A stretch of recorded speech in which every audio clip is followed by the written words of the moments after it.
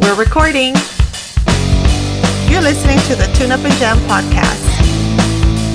Ready? Go. Hey everybody, welcome back. This is Tune Up and Jam episode number 33.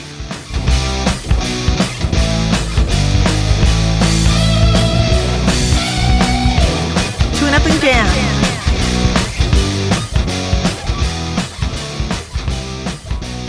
All right, tune up, turn up, get down to jam. Hello and Maayong Gabi. Wait, one more time. Maayong Gabi. I think I'm saying it right. Yeah, it's Cebuano. Cebuano is apparently a language in the Philippines. Different than the typical, well, the larger known Tagalog. Oh. I just learned it just now, by the way. I just looked it up. Well, so are you sure you're saying it right? No, I'm not. I have no idea if Are I'm you saying it ever right, sure but I'm you're saying trying. it right? At least I'm giving it a shot, Francis. All right. Yeah, it's the Tune Up and Francis podcast today. That's right. That's right. At least you know who the boss is. So in case one of us or both of us, Chris and I, drop out, you know who's in charge. Yeah. Yep. So it's what's my stuff. It's my stuff. I acquired it all. I can do what I want with it. Speaking of, it looks like you got some new stuff over there, Francis. I think that's what our topic was going to be today, huh? Yeah, just us talking about new Your stuff. stuff. That's what our topic is going to be. It's all about today. my Your stuff. stuff. Like I said, the Tune Up and Francis That podcast. was a double episode. Yeah. Yeah. Oh no. Yeah. So what'd you get? I got a new amp. It's Mesa Boogie Mark V. It's the 112 combo. So loving it.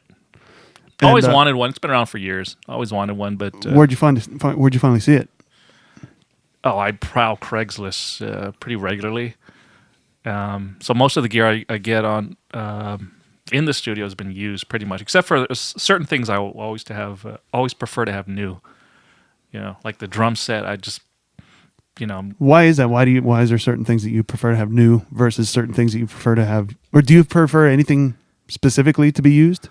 No, it's just more of cost savings.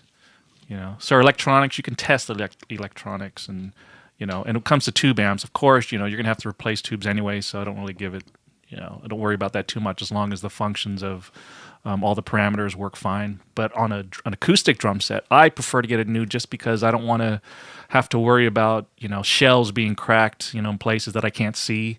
I'm not gonna go into basically put a microscope on everything and every little angle and see if it's cracked. So that's just for peace of mind from that side. But for the most part, like guitar pedals, unless I can't find it anywhere else and I'm really interested, I'll just wait for me to find it used. And you save a lot. Prowl on Craigslist, you said that's mostly where you get your stuff? Craigslist and eBay. What about Reverb? I have gotten stuff from Reverb. I would say just a few things, only because of prices. Certain price points that I could find the exact same thing on Craigslist or eBay, for a cheaper deal or better deal. But if I can't find it anywhere else and it's on Reverb, sure, why not? Have you tried the new, well, I guess it's not that new now, but the Facebook Marketplace? No. You looked on there? I have not. Actually, I haven't heard of it. It's actually, there's actually quite a bit on there. What as is it, well. like a Craigslist on Facebook or something? Yeah. I didn't even heard of it. Yeah, it basically is. Yeah. There's a little icon on your Facebook app that's Marketplace. You can go on there and Really? same thing. People put stuff for sale. It's much easier to use. Just like anything? Anything. Like you can buy a refrigerator or something? Yeah. Like, I mean, what's I get the, all my toothbrushes there. Really? So, used or yeah. new? You prefer used, I probably. use toothbrush. You can get a hell of a deal. Yeah. Underwear, Yeah. toothbrush. Yeah, you know what you're getting. Oh, man, commando. As long as it's, if it's an electric toothbrush, though, you have to, you can deal with the electronics. But Yeah. if it's you a work normal with it. manual toothbrush, you can just. What's the commercial that they've had on where somebody says, "Oh yeah, I want to sell this." Next thing you know, they're on their app, and like a second later, somebody say, "Hey, I'll buy it." Did you guys ever try those? You know what I'm talking about? No, I'm not sure. I know. My what you're talking wife will post to stuff like that occasionally, but I can't remember all. There seems to be a million of them anymore, but I've bought a lot of gear on Craigslist, but also I've bought some stuff recently off the Facebook Marketplace. The Facebook. I was going to. The Facebook Marketplace. Did you watch the movie that Oh, What do you do? You just whatever. is people in your area? Do you have people ship stuff to you? No, just in the area. Drive, check it out, Yeah. and go. And it's easier to post on the Facebook than it is on Craigslist. It goes Oh, really? much quicker. It's because it's all attached to your profile and everything else. I don't know. So you have so the people wait if you post on Facebook. So how does that work? You don't have to be friends, right? So you No. just have to make sure it goes to everybody. Or Yeah, Or- and you can specify whether you want it to just be seen by your friends or somebody in the local area or anybody who searches for whatever. so you've had success that way, Yeah, like getting rid of stuff, right? yeah, yeah. I should try that. Got a couch right now. If anybody wants to buy a couch, it's not the couch I got from Francis. The one I sold to you Yeah, for we like know $1,000. about that couch. We know about that couch.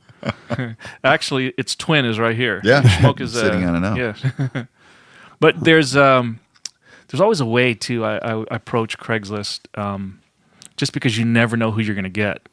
You know, you always have to be careful about that. It's like you can't just put your number and personal information out there and then just invite people over randomly and just to try to sell something. So I have these. You know how you can have different apps to have different numbers to use as text. So that's what I do.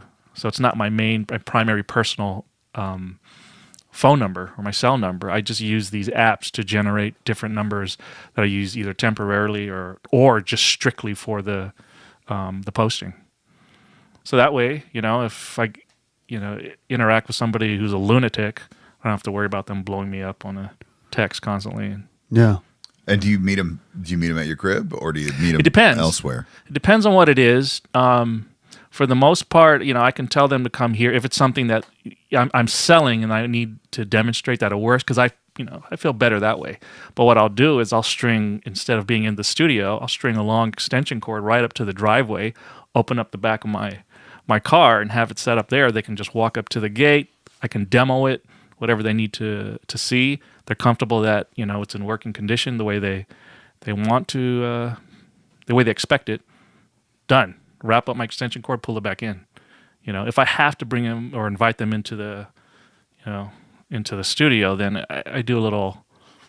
I use my judgment as far as who I'll allow to step in here. And it's based on my interaction, the conversation we have before. It's never just a cold invite. Yeah. That's one nice thing about the Facebook Marketplace is that you can at least look at their profile and Kind of screen them. call as much. Well, I guess you could always make a fake profile, I suppose, and Yeah, but then you'd have to have a fake profile with a bunch of friends and all that other stuff. Yeah. If you notice that they have a lot of friends, that could be one thing to look into anyway. yeah. I guess. I don't know. Yeah. But this is new to me. I didn't know about this Facebook thing. So Yeah. Me too. Yeah, it's nice. Yeah, I'll check it out. see, But it's to me, it's just it makes sense as long as you know what you're buying or you know how to test it, or if you're taking a leap of faith, you always got to think, can you handle the worst situation? You take it Right. home and something craps out. That's just the nature of buying used. But I would say, I've built a home studio on a fraction of the cost it would take me to wait to save up to buy everything new. There's just no way I could do that. But yeah, some of the stuff that I have bought new, sure, made a plan for that and bought it new. Everything else, it's just the other part of it is being patient, kind of like making a list of the things that I know I want to acquire for whatever purpose.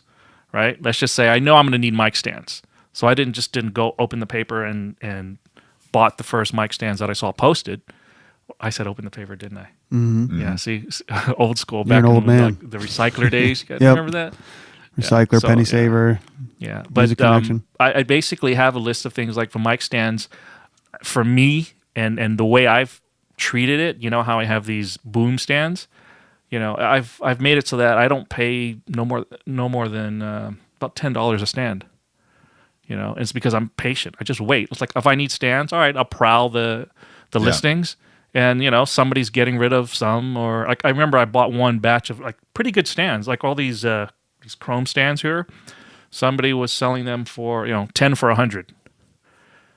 Made sure that they were all good, met them, and hey, that's how I did it. And every now and then I'd see somebody's just getting rid of stuff like on the cheap. Yeah. Just because, for whatever, there's a billion reasons why people just offload stuff. So I wait for the deals. I know what I want.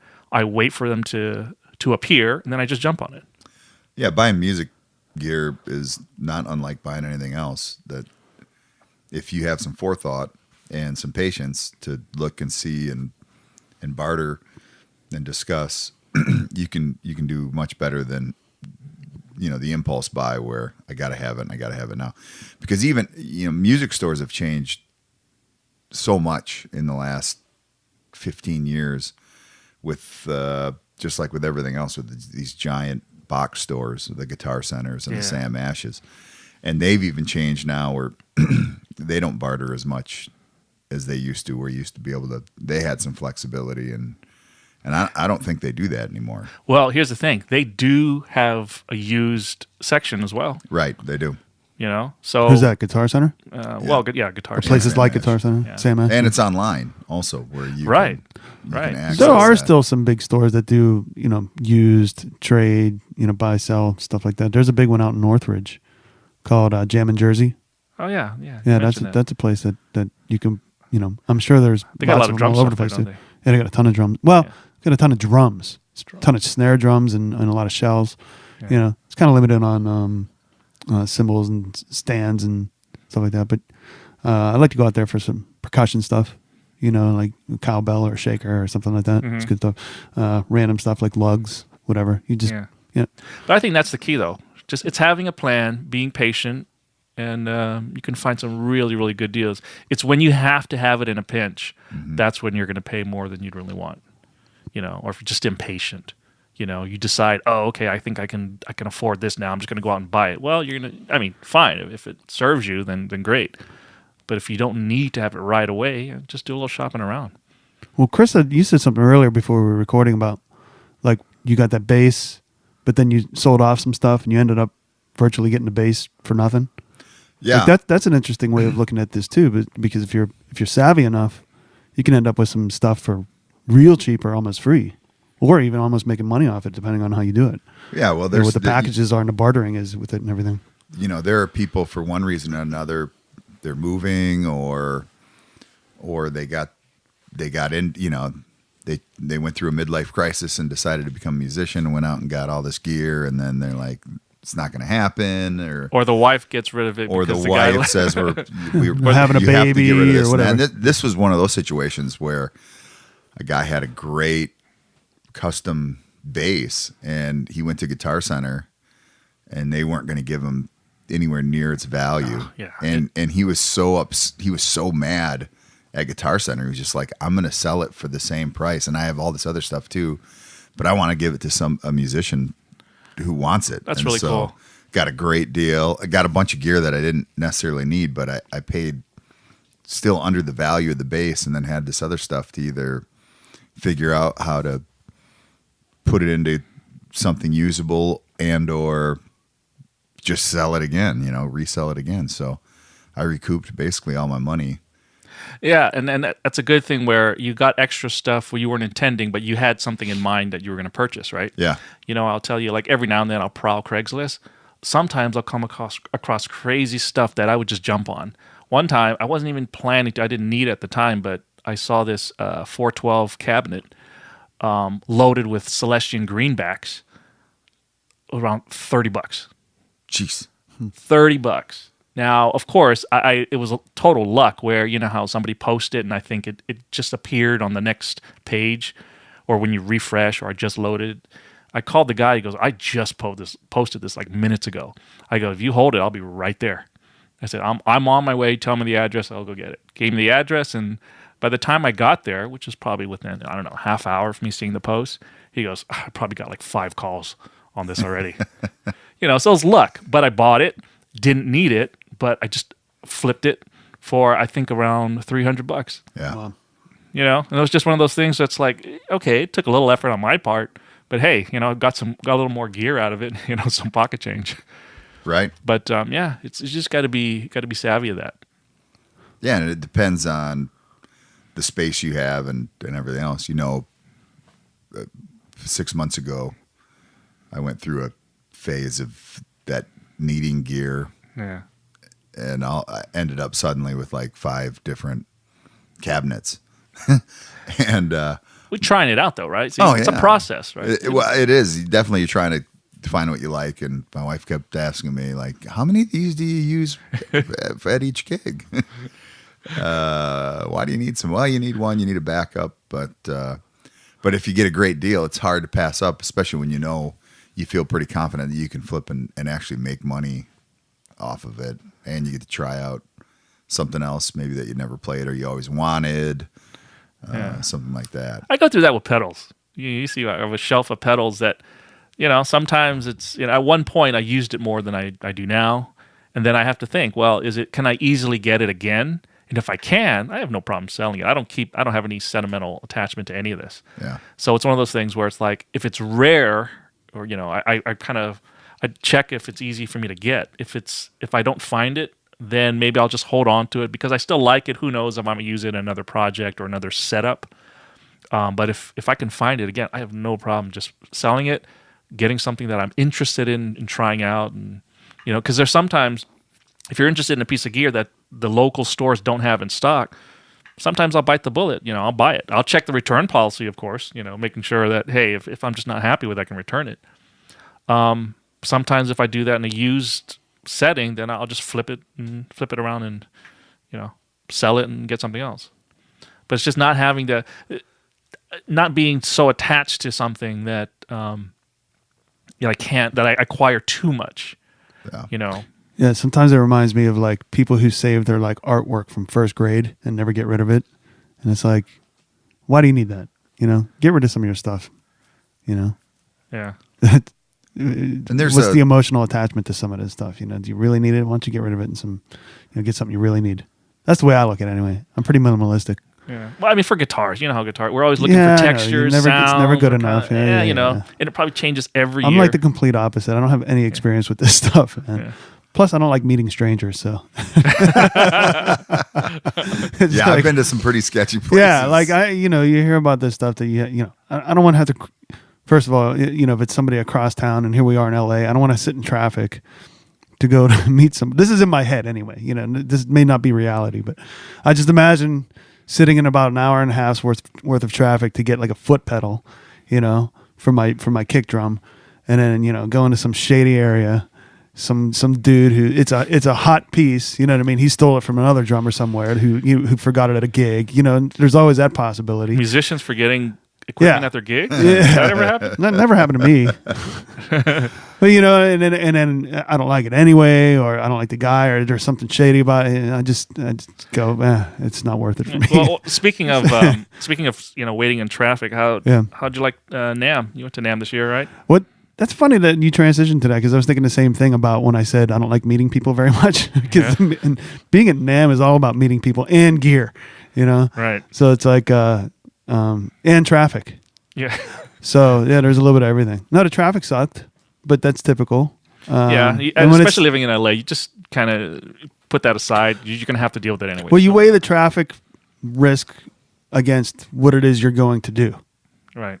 So it's like if you're going to a gig, and you have 2 hours worth of traffic, then you just hate it but accept it and you deal with it. But then if you're, like yesterday, I had told a friend I was going to go see his gig, but then because of traffic and stuff, I had to weigh like, do I really want to sit in the traffic just to go see him play? I play with him, I see him, I'm going to skip this one. So you weigh the risk against what you're going to do. But I was going to NAMM, so the traffic didn't matter so much. It wasn't so bad. You know what I mean? Yeah. An hour and a half worth of traffic to go to something cool is a lot different than an hour and a half's worth of traffic when you're going to something you're really, it's kind of whatever, But anyway, NAMM was cool. Yeah. I only went one day though. But that's a lot. There's a lot to do, and there's a lot to see, and there's a lot of people to talk to, and it's exhausting, man. I don't know how you do it for 4 days. Like the next day, I was like, oh my god, my brain just felt like mush. Well, you know what I do is I think I spoke about this. We did a NAMM episode, I think last year, or the year before or something. Well, I have a plan, a specific plan, or these different categories, or days that I like to separate. Where NAMM for me it's okay. One part. It's you're meeting people. You're meeting new people, new musicians, and it's the contact, it's the networking part of it. The other facet is the gear, right? Checking out all the gear, what's new. These are the times or the opportunities to talk to the manufacturers. And a lot of cases for the smaller companies, you're talking to the people who actually design and can create, the product or modify a product. You give them feedback. So to me, I think that's incredibly valuable. And I've actually gotten gear, through that way of just talking to somebody, talking about, hey, I can try. I'm willing to try it, to give you like either a sick deal, or they'll modify something for you at no cost, and they'll just send it to you. And that's a good way to do it. So that's the gear part. The other part is, frankly, it could be just social. Like I see friends there that I only see at NAMM. They come from all over the world, and so you have that nice social aspect of it. And the other part is you get to see incredible musicians jamming. Either jamming on the floor, in the convention floor, or in the after shows, whether it be in the hotels or like the ballrooms where they have shows set up, or in the main stage in the courtyard area of the Anaheim Convention Center. Not to mention a lot of local bars and clubs. Yeah. It's just to me, it's if you're a musician, it's hard not to get something out of it. Yeah, sometimes it can be overwhelming, and especially, if you go all the time and, you're just cycling through the same routine. Yeah, I get that. But to me, how I deal with it and how it always ends up satisfying for me is that I have these different frames of mind on how to approach certain days or just moments. Half the day maybe I'll do this, the other half I'll focus on that. Where I'm not socializing or anything. I'm just going around hitting up the makers or the manufacturers that I'm very interested in and see what's new on their product line. Do you find it helps you to be part of a vending team, or what do they call it? Exhibitor? Exhibitor? Or because you're in with a group of people who are there selling. Or yeah, I mean, things? it is. It's a different mindset when you're part of an exhibitor's, booth. In one sense, you get to see a lot of the different people coming in. You get to talk to different people who are interested in the exhibitor's booth, and sometimes you meet people who you wouldn't normally meet. It's an opportunity. They stop by. You just strike up a conversation, and you realize that there's just a lot of people doing the same things you're doing. And yes, it's a competitive market, but at the same time, it's one of those things that you find like-minded people you can bond with, you can network with, and sometimes if it's just a cool conversation about things you like, things you're into, the type of gear you use, what you're finding, pros and cons of whatever it is the situations you're finding yourself in, I think it's incredibly valuable. Well, I imagine because I go in, I get it as an educator. Uh-huh. That's how I, if people don't know about it, like the way you get in, you don't just buy a ticket to get the NAMM. You have to right. It's register. Not open to the public. Yeah, and so you have to be in the industry, or at least know somebody in the industry who can get you a pass. Yeah. Right. Yeah. Or as an educator, if you right. can prove that you are a music educator or something like that. Right. Which you did too, right? Yeah, that's how I initially went. Was looking that up online and finding that pass that we've used, which apparently a lot of people don't know about. It's fairly easy to get in to NAMM, whereas I think most people think it's really you always see on Facebook a million people saying, "Oh, somebody get me in a NAMM," or "Somebody get me in can somebody give me a ticket?" And I haven't went the last couple of years, because I don't know. I'm not a big fan. One, the traffic. Two, it's just I understand where Francis is coming from, and he has a group of people that he sees every year and is into it. But for me, like a lot of the stuff you're talking about, I can look at that up on YouTube, whether it be a gear review or seeing these incredible musicians. I mean, you can see that anytime you want. There is a live aspect that's cool, but I can't stand some of the pretentiousness that goes along with NAMM, whether it be seeing the continued 5 days in a row of Facebook posts of "I'm at NAMM," and like you've done something to be at NAMM. Like there's those folks like, "Oh, I got a ticket to NAMM," like big deal, Yeah. And because it's in LA, Orange County, you get that kind of people walking around like meeting and shaking hands and giving you their full resume of everything they've done. And that's what gets tiring to me. It's the constant, hey, what's up, buddy? How you doing, man? Blah, blah, blah, blah, that kind of stuff. And then, it goes nowhere or whatever. There's a lot of that everybody's your buddy thing, which is networking. That's what that is. And that's, in hustling yourself and marketing yourself, which we could do a whole topic on right there, about how to. But what how you you're need to do to describing get it, yourself that out happens there. at gigs, even just local Right, gigs all the time. but that's not 12 hours continuous of it, like at NAMM. But that goes kind of it kind of ties together with what I was saying with getting a teacher or educator's pass versus like an exhibitor's pass, because you have different like it says on your pass that's around your neck what you are, how related. Some people say it's a guest, exhibitor guest. Some says it like an associate. Some say you're an educator. Some say you're an exhibitor. Some say buyer. So that's got to influence some conversations, or just how you people who meet. There might be a lot of people who don't know that I am a musician myself, but they might see my educator pass and just be like, "Wow, he doesn't really." Probably not going to help me much, But whereas they might stop and see you, but you're an exhibitor. What do you got, man? What do you? And so there might be different benefits on just how you're there. And I think it goes down to taking looking at the big picture. There's everybody everywhere all the time. There's different levels of people. There are snobby people. There are but then there are cool people. It's like you might have to run into a lot of these uptight, pretentious people, but this is life, though. Yeah. It's in the microcosm. It's of, just specific the to music there. Yeah. Yeah, but if you can learn to deal with that, or what is that? Not let that affect you. You'll actually find you'll run into like the really cool people. And that's, to me, it's worth it.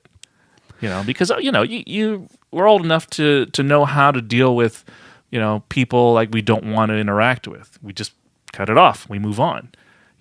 See it, you can always ignore it.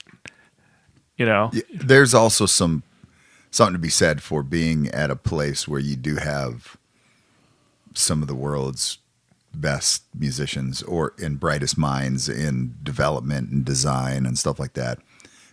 And to be able to be walking through and bump into Victor Wooten and be like, I don't want to be fanboy here, but can I get my picture with you? I'm giving this from personal experience, and it was awesome.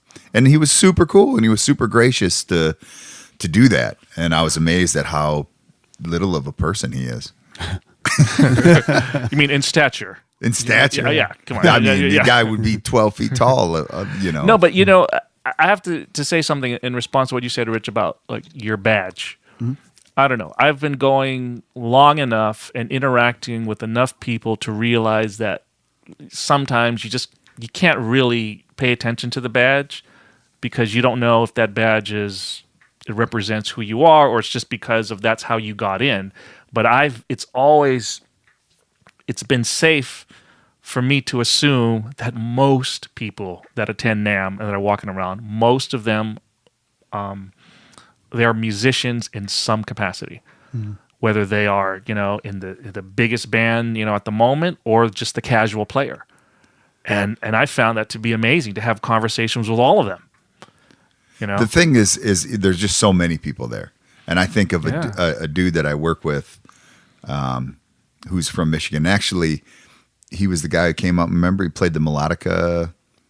We were playing in my backyard once for Smoketoberfest. Yeah. Nice dude, older dude, Yep. And we're thinking of David Rogers. He was his jazz band teacher and that. Good dude. Mm-hmm. And he's a excellent musician and just a really great human being. And he got ticket to NAMM this year and drove down. And he was so excited. He hadn't been in, 15 years or something, and couldn't find a parking spot. And then drove all the way back up here. And I was like, man. He didn't even go? No. Oh, man. And I'm like, there should be something for that, like for the true. And I'm not even putting myself in that cat. Like that dude should get a pat. That dude should have a parking space. That dude should go in and see. At some point, it just or ride share with Francis. Yeah, it gets oversaturated. Yeah. You know, it just I don't know how you stop that, or if you want to stop it, or if that sounds completely pretentious to even say. It probably does. But I was just thinking to myself, like, it just gave me more of that NAMM chip. Like, well, you know, here's what. Yeah, well, here's what I think also happens is there's a lot of people who think it's something that it's not. You know, and think it's such a place to go to, like it's this Disneyland for musicians, which it kind of is in a way. But I posted that I checked in or whatever that I was there, and I had friends from Pennsylvania, like, oh, you lucky, this and that, you know, like, oh. And I tend to think that some people think it's a big flea market where you can buy a bunch of stuff and do, you know, and then you get the jam and you get to, and it's not really that. It's an exhibition, you know, and there's not a whole lot for, like, if you are a just a casual musician, like the people who just want to go there just to see what it's about, you know, it's cool and everything like that. But I mean, like, it's not necessarily for that person. I don't get that anyway. But you get a bunch of people who think that that's what it's going to be in this big playground, and then, you know, maybe get their hopes up that something great is going to happen. But I don't know. I don't know what I'm talking about, but it's like there is just a sense of a lot of people being there thinking it's going to be one thing, and it's different than what you think it's going to be. I don't know. I guess, see, it does. We're insulting Francis's. No, I don't think you're no. Because I put Francis in a different category. Yeah, that's true. Because he is Inspector Gadget. Yeah. You know, I mean, Yeah. he is so into gear and understands and knows that it's a different experience for him than it is for even probably me and you. Yeah. Or the more casual person. It's like, man, just go to Guitar Center, go to Sam Ash and check out gear first. Like, that's sit and play and actually, like, understand the nuance of what somebody's talking about when they come out with this new amp, and the fact that, you know, it's whatever, it's a tube amp, but it's taking this technology from these different things. So he knows that. Yeah. Like, I wouldn't necessarily know that. But to me, that's one facet of it. The other facet, when I first started going to NAMM, like many years ago, it was the casual attendance. I mean, this was the days before you had to have your name and match it up to your ID. You know, you can go as Sally. You know, right. And hey, you want to borrow my pass? You know, I'm not going to go Sunday. You can have it, and then you just take it and you go. So, and it was, to me, it was one of those experiences where, okay, forget the gear. I mean, yeah, you know, I like looking at the new toys, and that's great and all. But I was seeing, like, everybody like-minded in the sense that we're all musicians, and I'd see them jam. Like, some people I don't even know, but they would be great. Then I would see some well-known person, you know, be jamming there on the side, and I'd, you know, see what they're doing. And then you can talk to them. You talk to everybody. Then you just talk music. Forget gear. Just talk music. You know, hey, who do you like? Who are you listening to? Oh, you know, I did that thing, you know, that lick because I grew up listening to so and so, or, you know, see, you know what I mean? So it's a different conversation outside of gear that you could talk music. You know, and then you start talking about the people you like, and then you start interacting with the cool people. You filter out the people you don't want, and then you stay in touch with those people.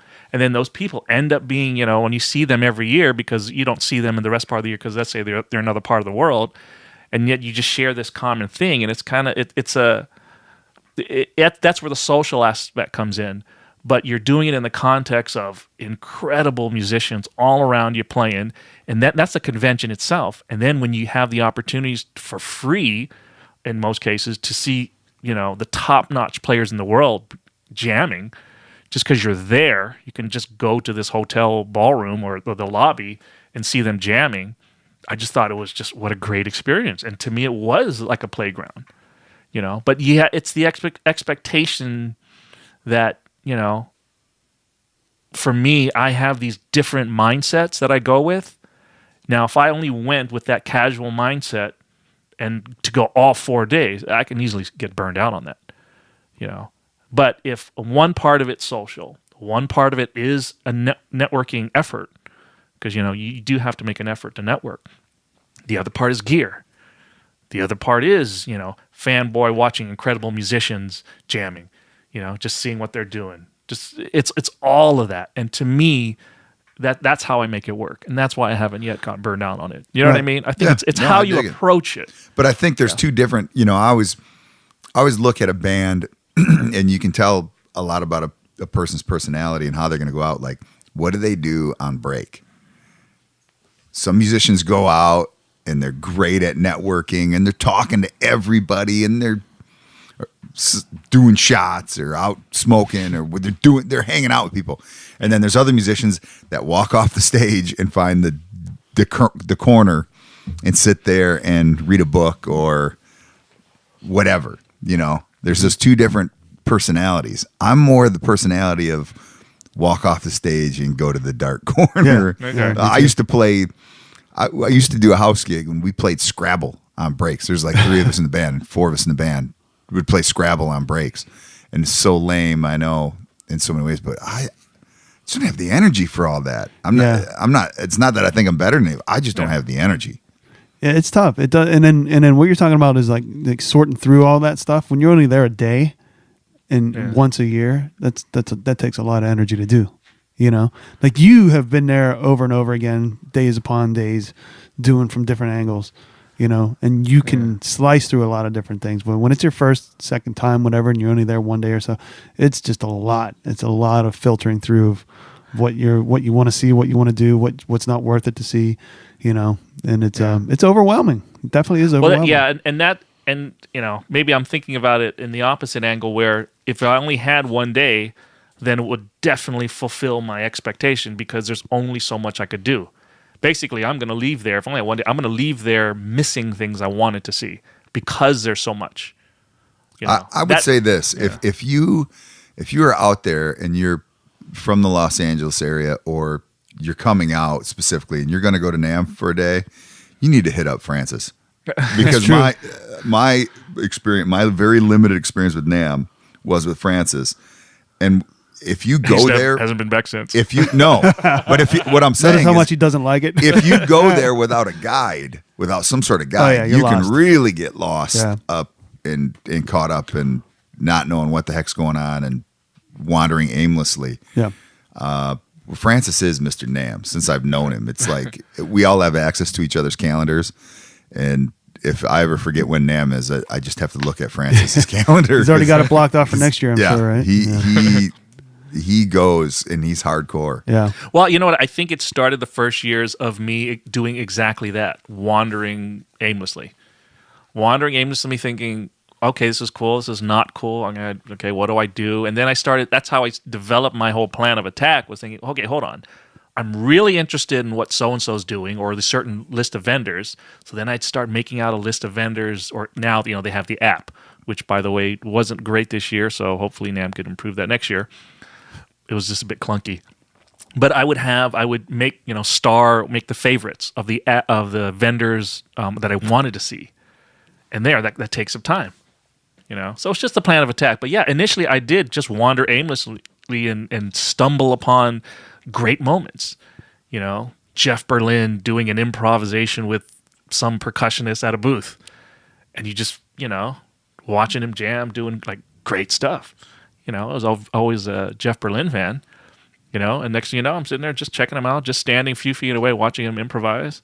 One year it was just George Benson at some booth just jamming, doing a performance. I'm like, these are the guys, you know. Yeah, that's I've rad. looked up to, I learned from. I've had their, you know, how-to videos on VHS before, you know, all these things. And here I am, you know, standing a few feet away. And then when they're done, you can just have a conversation with them. Hey, you know, I like what you're doing here. And I think it's just, that's how I got hooked on that. Yeah. But it did start with a lot of mindless, or what is that? Aimless wandering. Yeah. You know, until I found my way. Yeah, that's what it was. But I guess, you know, the bottom line of what it still is, doesn't it stand for National Association of Music Merchandisers? Music merchants, yeah. Music merchants. Yeah, that's essentially so, what it is. I mean, yeah, I mean, essentially it's just vendors trying to sell their items to buyers, and for people to buy their stuff and carry it in their stores or bulk. whatever. Yeah, they're In talking bulk, about right. It's not an opportunity for you to go in. You're not and stocking up on gear. make deals and take home gear, buy a guitar. Although those things happen, that's under the table. That's Yeah. not an advertised thing, but if you approach it the right way, you can always leave there with gear. right. Always. If you just approach it the right way and you hit up the right people, which of course, you'd have to get used to knowing how to approach that. But yeah, essentially I've walked away every NAMM with something that I could not have gotten at the time, or, had just a ridiculous deal. So. But if you're still looking for, you need a 410 cabinet for your rig. Yeah. With some pretty specific things, you still probably are going to have better luck with Craigslist, Right. or Marketplace, or eBay than thinking, I'm going to go to NAMM and I'm going to get this. Bring gear. this home with me. It's not a. No, Well, I'm not coming back with a Well, foot let me tell you, give you pedal or a perfect cymbal. example of how it served. I mean, it served me a million times in so many ways, but one of the best ways to give an example that could be applicable to most people who attend, I mean, most musicians, as a guitarist, like I was shopping around for my next guitar. I honestly had no idea what I was gonna get. I've always heard about Music Man, through the years, and so it was many years ago. I stopped by the Music Man booth, picked up this one particular guitar that I fell in love with. And it was a 7-string JP11 model that you just could not find at any store, that you would not be able to walk into Guitar Center like, let me go walk in and try that guitar out. Yeah. There's no way you could do that because they don't stock it, because it's not an item that moves. But that item, that guitar, I was at the booth just playing it for the longest time. I walked away from the booth thinking, that's my next guitar. And it's like I just filed that away. Like, I want to know the model. I want to know exactly whatever it is. That's my next guitar. So my next opportunity, when the budget allowed, that's exactly what I did. I just went around finding wherever I could get it, and it ended up being Guitar Center that they would have to do a special order. So I went in there, did a special order, bartered them down. The best deal I could get. That's how I got it. So it's the opportunity to touch the gear that you don't normally have the opportunities to do, because your local retailer just won't stock it. See, on the flip side of that, I mean, that's awesome. But when it comes to, like, let's say cymbals, you go up to the Sabian booth, because I play Sabian cymbals, and you just get a bunch of dudes with drumsticks in their hands, just like a Guitar Center, and just smashing away at these cymbals, and it's just, thinking they're just trying out all these different cymbals, and what's the next one for my, and it just gets obnoxious, just like the drum section at Guitar Center or any other little store. Everybody's showing off what they can't do, and it's just like, oh God, so there's two sides of that too. Yeah, but you see what I mean about, I think that's where I personally have developed a filter. Yes, there's a lot. I mean, even at the booth, in all the big booths out there with the big manufacturers, there's just a lot of people noodling and making a lot of noise, and that's why I think it's great where some booths, like at the time when I was doing that guitar demo, Music Man had headphones for each station for the guitars. You could just bring a guitar up and boom, plug it in and get a sense of how it sounds, but more so the feel for me. But yeah, you just have to learn to not let that affect you, not let it get in the way of your purpose. Right. My purpose was to find a guitar. But you might find, and that may be one of the reasons I sometimes get disappointed in it, or felt initially the first time, like, man, I thought this was going to be a little bit different than this. I didn't feel like it was just going to be I didn't think, expecting when I went into it, that it was going to be just a giant Guitar Center experience where there's just a bunch of people just hammering away at stuff, because you'll find that. And then every once in a while, or more than just every once in a while, but you'll see somebody who's wailing away, who's like, oh my God, there's so-and-so or whatever, Yeah. But, I don't know. Bottom line, it's worth going to. It's worth going to. Yeah. It's worth checking it out. It's worth seeing. But, expectations, vary greatly. Of course. But then that just makes us people. Yeah. Yeah. Yeah. But it is, the shows are cool. The shows are a lot of fun. And there's just all over the place, right outside the main stage and the hotel lobbies, just some really cool stuff to see. So, and then the people who end up jamming together, it's always an interesting mix. For some of those shows, like the main stage show, I heard the first night or the Friday night show was just like a crazy eclectic mix. Like I think Michael McDonald was there, And Yeah, on the same. Yeah, and then what is that? Melissa Etheridge played before. Sam, who is it? Oh, from Sam and Dave. Sam, what's his name? something like that. I don't know. I don't know what his last name is. But, yeah. But it is cool. There's some very cool stuff there.